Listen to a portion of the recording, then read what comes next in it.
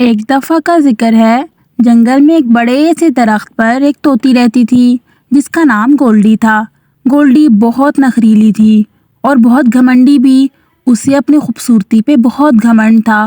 وہ کہتی تھی کہ میں کسی بھی اور پرندے جیسی نہیں ہوں بلکہ سب سے زیادہ خوبصورت ہوں۔ اس لیے وہ دوسرے پرندوں کی نہ تو مدد کرتی تھی اور نہ ہی کبھی ان سے بات کرتی تھی۔ ہمیشہ الگ تھلگ رہتی تھی اور الگ ہی اپنی جگہ پر اپنی دنیا بنائے رکھتی تھی۔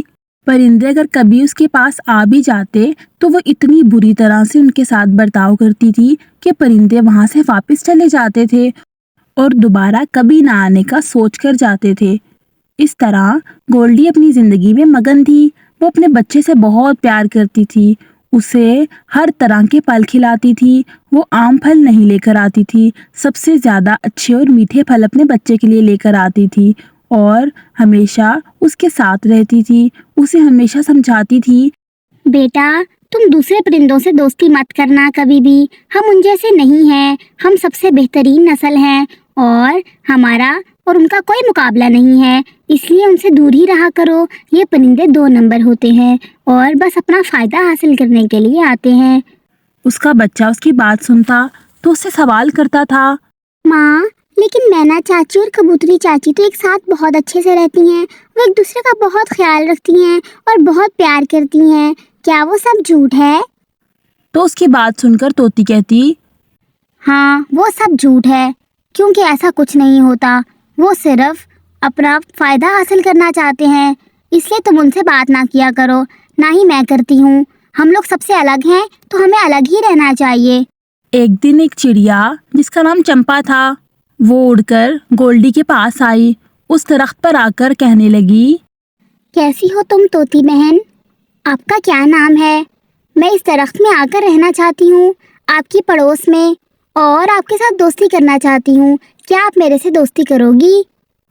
اس کی بات سن کر طوطی نے سب سے پہلے تو اسے حقارت بھری نگاہ سے دیکھا اور پھر اسے کہنے لگی، پہلے میرے برابری کی ہو جاؤ، پھر میرے سے بات کرنا، بڑی آئی دوستی کرنے والی، مجھے تم سے کوئی دوستی نہیں کرنی، یہاں سے چلی جاؤ، میں اور میرا بچہ خوش ہیں۔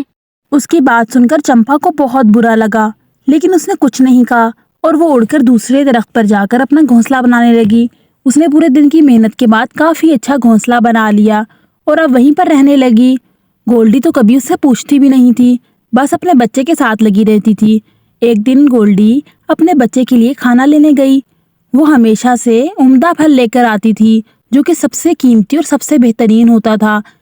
اس دن بھی وہ یہی سوچ کر کھانے کی تلاش میں گئی اور پھل ڈھونڈنے لگی لیکن اسے اس دن کوئی پھل نہیں ملا اور کرتے کرتے اسے وہیں پر شام ہو گئی۔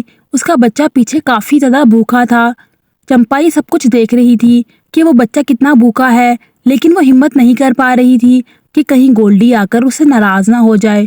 لیکن جب اس نے دیکھا کہ بچہ بہت زیادہ بھوکا ہے اور وہ بلک رہا ہے اور گولڈی واپس آئی ہے خالی ہاتھ ہے اور اس کے پاس کچھ بھی نہیں ہے کھانے کو، تو چمپا اس کے پاس آئی اور آ کر اس نے گولڈی سے کہا، بہن میرے پاس کچھ پھل میرے گھونسلے کے اندر رکھے ہوئے ہیں جو کہ میں بچا کر رکھتی ہوتی ہوں تاکہ اگر موسم خراب ہو جائے تو وہ میں کھا لوں، وہ کافی سارے ہیں، اس سے تمہارا اور تمہارے بچے کا پیٹ بھر جائے گا، وہ کھا لو کیونکہ تمہارا بچہ بہت بھوکا ہے، وہ بھوک سے بلک رہا ہے، مجھ سے دیکھا نہیں جا رہا۔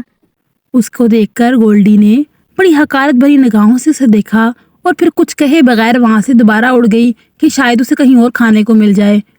پیچھے سے بچہ بہت بھوکا تھا اور وہ رو رہا تھا۔ چمپا سے رہا نہیں گیا اور اس نے اپنے گھونسلے میں سے پھل اٹھا کر اس بچے کو دے دیے، وہاں پر رکھائی اور پھل تھوڑے زیادہ تھے تاکہ گولڈی کا بھی پیٹ بھر جائے۔ گولڈی تھوڑی دیر بعد واپس آئی تو بچے نے بتایا کہ ماں، چاچی چمپا نے بہت اچھے اچھے پھل کھلائے، پھل کھا کر تو میری جان میں جان آئی ہے، میں بہت بھوکا تھا، آپ کے لیے بھی پڑے ہیں، آپ بھی کھا لو۔ چمپا یہ سب اپنے گھونسلے سے بیٹھی دیکھ رہی تھی۔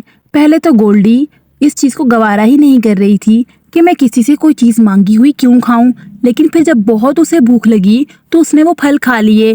یہ دیکھ کر چمپا کو کافی خوشی ہوئی۔ اگلے دن پھر گولڈی کھانا ڈھونڈنے کے لیے چلے گئی۔ بچہ پھر اکیلا پیچھے تھا اور چمپا بھی وہیں پر تھی۔ چمپا نے بچے کی چیخنے چلانے کی آواز سنی اس نے جیسے ہی باہر نکل کر دیکھا تو بچے کا پاؤں درخت کی ایک ٹہنی پر سوراخ کے اندر پھنسا ہوا تھا، جس کی وجہ سے وہ تکلیف سے چلا رہا تھا اور پریشان ہو رہا تھا۔ چمپا جلدی سے آئی اور اس نے آ کر اس کا پاؤں نکال دیا اور اس طرح اس نے اس کی جان بچا لی۔ تھوڑی دیر بعد جب گولڈی واپس آئی تو بچے نے گولڈی کو بتایا کہ کس طرح سے چڑیا موسی نے میری جان بچائی ہے۔ گولڈی کو اب یہ دیکھ کر بہت احساس ہوا کیونکہ وہ اپنے بچے سے بہت پیار کرتی تھی۔